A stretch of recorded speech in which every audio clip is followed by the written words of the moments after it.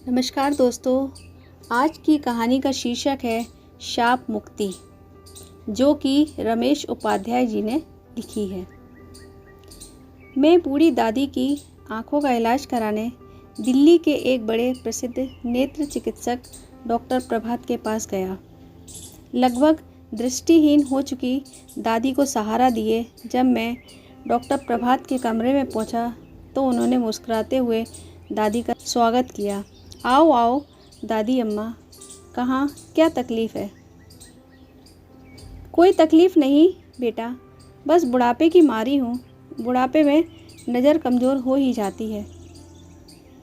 पर मैं तो आँखों का डॉक्टर हूँ दादी अम्मा, बुढ़ापे का इलाज मेरे पास कहाँ? डॉक्टर प्रभात ने हंसते हुए कहा। मेरी दादी भी कम विनोदी स्वभाव की नहीं। कहने लगी, कोई बात नहीं बेटा, तुम आँखों का ही इलाज कर दो। बुढ़ापे का इलाज तो भगवान के पास भी नहीं है। यह सुनकर डॉक्टर प्रभात हंस पड़े और दादी से बात करते हुए उनकी आँखों की जांच करने लगे। उन्होंने विस्तार से कई उपकरणों और यंत्रों की सहायता से दादी की आँखों की जांच की। बीच बीच में बातचीत और हंसी मजाक भी करते जाते थे। मैं चुपचाप बैठा डॉक्टर प्रभात की ओर देख रहा था। पहले तो मुझे उनकी हंसी ही कुछ जानी पहचानी लगी थी, फिर ध्यान से देखने पर उनका चेहरा भी कुछ परिचित सा मालूम हुआ, लेकिन याद नहीं आ रहा था कि मैंने इन्हें पहले कहाँ देखा है।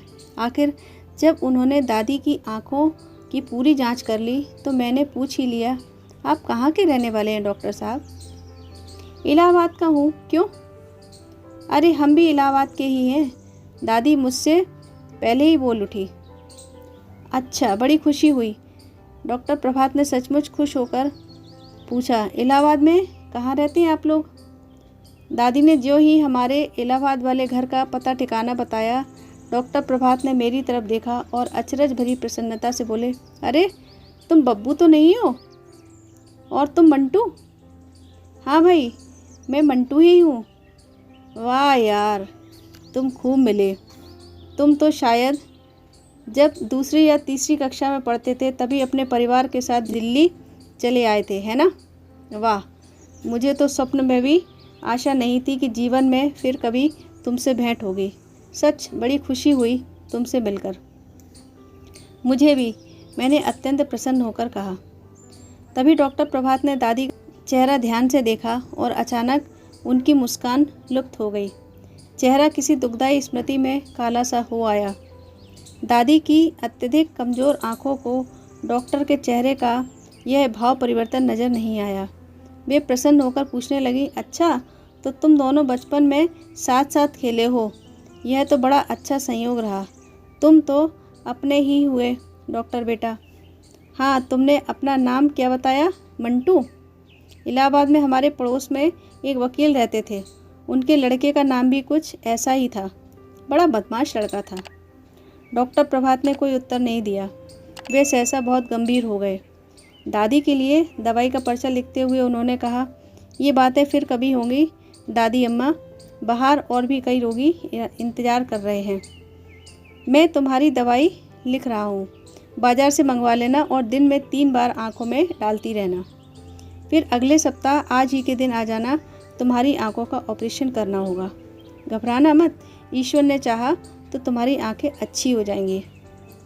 बाहर आते ही दादी ने मुझसे पूछा, यह उसी वकील का बेटा मंटुआ था ना? हाँ दादी, बचपन में मेरे साथ पढ़ता था। बस, तो अब इसके पास दोबारा आने की ज़रूरत नहीं। मैं इस दुष्ट के हाथों अपनी आंखें नहीं फुड़वाऊंगी। कैसी बातें करती हो दादी, यह तो बहुत माना हुआ डॉक्टर है और अब तो अपनी जान पहचान का भी निकल आया। अरे दुष्ट क्यों कह रही हो? तू भूल गया इसने वहाँ इलाहाबाद में क्या किया था? क्या किया था? अरे तुझे याद नहीं? इसने मोहल्ले की कुतिया के 3 पिल्लों की आंखें आँख के पौधों का दूध डालकर फोड़ दी थी। मैं सचमुच ही सब कुछ भूला हुआ था। तूने ही तो यह बात हम लोगों को बताई थी। इलाहाबाद में हमारा पड़ोसी वकील साहब की कोठी के पीछे एक बहुत बड़ा बाग और घास का मैदान था।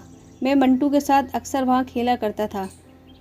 बाग की मेड़ के पास आक के बहुत से पौधे उगे हुए थे। एक दिन हम खेल खेल में आक के पत्ते तोड़ने लगे। उधर से गुजरते हुए हमारे स्कूल के अध्यापक ने हमें देख लिया।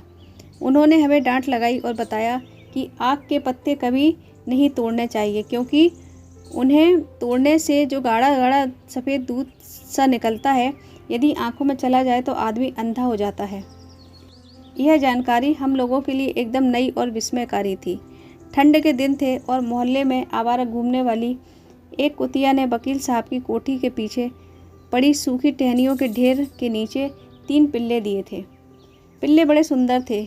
मैं और मंटू उनसे खेला करते थे। आग के दूध के भयानक असर की जानकारी मिलने के अगले दिन जब मैं स्कूल से आकर खाना खाने के बाद मंटू के साथ खेलने गया तो मैंने देखा मंटू आग के पौधों के पास बैठा है और उसके घुटनों में दबा पिल्ला कें-कें कर रहा है। 2 पिल्ले पास ही कूं-कूं करते इधर उधर भटक रहे थे। नज़दीक जाकर मैंने देखा, हैरान रह गया। मंटू आग के पत्ते तोड़ तोड़कर उनका दूध पिल्ले की आंखों में डाल रहा था। यह तूने क्या किया बेवकूफ़, पिल्ला अंधा हो जाएगा, मैंने चिल्लाकर कहा। मंटू ने उस पिल्ले को रख दिया और बोला, मैंने उन दोनों की आंखों में भी आग का दूध भर दिया है। अब देखेंगे ये तीनों अंधे होते हैं या नहीं। उस गाढ़े चिपचिपे दूध से तीनों पिल्लों की आंखें बंद हो गईं। कुछ दिनों बाद आंखें तो शायद खुल गई थी, लेकिन वे अंधे हो गए थे। मंटू के इस कुकृत्य की जानकारी केवल मुझे ही थी। मैंने उसे उन प्यारे प्यारे पिल्लों को अंधा बना देने के लिए बहुत बुरा भला कहा था और वकील साहब से शिकायत करने की धमकी भी दी थी। उसने गिड़गिड़ाकर मुझसे कहा था कि यह बात मैं किसी को ना बताऊं। मैं शायद बताता भी नहीं, लेकिन जब उन 3 पिल्लों में से 2 दिन रात कूकू करते इधर से उधर भटकते मर गए, मुझे बहुत दुख हुआ और उस दिन मैं बहुत रोया। सभी लोग मुझसे बार बार पूछने लगे कि मैं क्यों रो रहा हूँ। पहले मैंने बात छिपाकर अपने मित्र मंटू को बचाने की कोशिश की, लेकिन फिर मुझे तीसरे पिल्ले का ध्यान आ गया जो अभी जीवित था और उसकी जान बचाना मुझे मंटू को पिटाई से बचाने से ज़्यादा ज़रूरी लग रहा था। इसलिए मैंने रोते रोते सारी बात बता दी और उस पिल्ले की आंखों का इलाज करा देने की जिद पकड़ ली। सब लोगों ने मंटू को बुरा भला कहा। वकील साहब ने उसकी पिटाई भी की। मुझे भी बहुत कुछ सुनना पड़ा, क्योंकि मैंने सब कुछ जानते हुए भी बात को तब तक छिपाए रखा जब तक 2 पिल्ले मर नहीं गए। आखिर तीसरे पिल्ले को बचाने के प्रयास किए गए। मैंने जिद करके उसे पाल लिया। पिताजी ने उसकी आंखों का इलाज भी कराया, लेकिन वह अंधा ही रहा। माँ और दादी उसकी बड़ी सेवा करती थी। मैं भी उसका बहुत ध्यान रखता था। उस समय तो उसकी जान बच गई, लेकिन जब वह बड़ा हो गया, एक दिन घर से बाहर निकल गया और सड़क पर किसी वाहन से कुचलकर मर गया। उस घटना को याद कर मैं हैरान रह गया। बचपन में 3 पिल्लों की आंखें फोड़ देने वाला मंटू आज इतना बड़ा नेत्र चिकित्सक। इससे भी ज़्यादा हैरानी की बात यह थी कि लगभग 35 साल पहले वह घटना, जिसे मैं भूल चुका था, दादी को अभी तक याद थी। निश्चय ही वह घटना प्रभात को भी याद होगी। तभी तो वह हम लोगों का परिचय पाते ही अचानक चुप, गंभीर और उदास हो गए थे। लेकिन दादी बचपन की उस बात को लेकर अब तो डॉक्टर प्रभात को बुरा भला कहना ठीक नहीं। मैंने दादी को समझाने की कोशिश की। अब वे मंटू नहीं, देश के माने हुए नेत्र चिकित्सक हैं। दूर दूर से लोग उनके पास अपनी आंखों का इलाज कराने आते हैं। अब तक तो हजारों लोगों को उनकी खोई हुई नेत्र ज्योति लौटा चुके होंगे। क्या इतनी बड़ी सेवा से उनका बचपन का अबोध अवस्था में किया हुआ पाप अब तक धुल नहीं गया होगा? कुछ भी हो, मैं उससे अपनी आंखों का इलाज नहीं कराऊंगी, दादी ने निश्चय के स्वर में कहा। मैंने उन्हें बहुत समझाने की कोशिश की, लेकिन वे डॉक्टर प्रभात से इलाज कराने को तैयार ना हुई। आंखों में डालने की जो दवाई डॉक्टर प्रभात ने लिख कर दी थी, वह भी नहीं खरीदने दी। परिवार के सब लोगों ने उन्हें समझाया, लेकिन वे टस से मस नहीं हुई। आखिर शाम को मैंने डॉक्टर प्रभात को टेलीफोन किया और दादी की जिद के बारे में बताया। डॉक्टर प्रभात ने गंभीर होकर सब कुछ सुना और बोले, तुम अपने घर का पता बताओ, मैं स्वयं आकर दादी अम्मा को समझाऊंगा।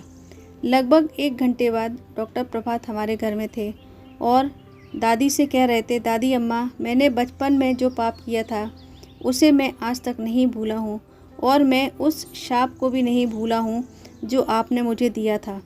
जब तक आप इलाहाबाद में रहीं, मुझे देखते ही कहने लगती थी, अरे कमबख्त मंटुआ, तूने मासूम पिल्लों की आंखें फोड़ी हैं, तेरी आंखें भी किसी दिन इसी तरह फूटेंगी। आपके इस शाप से मुझे अपने पाप का बोध हुआ और मैंने फैसला कर लिया कि मुझे जीवन में नेत्र चिकित्सक ही बनना है। मेरी आंखें तो आपके शाप के कारण कभी न कभी फूटेंगी ही, पर उससे पहले मैं बहुत सी आंखों को रोशनी दे जाऊंगा।